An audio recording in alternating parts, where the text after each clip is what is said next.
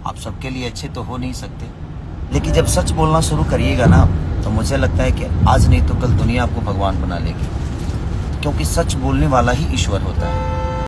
खेसारी लाल यादव जी ने स्टोरी लगा के अपने सभी विरोधियों को बता दिया कि कारे ना चुप रहे दे बस। यानी कि आप देख सकते हैं कि भोजपुरी बवाल शो जो चल रहा है अभी, उस शो में खेसारी लाल यादव का ऐसा कोई एपिसोड नहीं है कि जिसमें खेसारी लाल यादव का जिक्र ना किया जाए और खेसारी लाल यादव का नाम ना यूज किया जाए, क्योंकि वो शो अभी चल रहा है खेसारी लाल यादव जी के नाम पे ही चल रहा है। इसीलिए उस शो में खेसारी लाल यादव का नाम बार बार लिया जा रहा है। इसीलिए खेसारी लाल यादव जी ने एक स्टोरी लगा देते हैं कि कारे ना चुप रहे देव सका।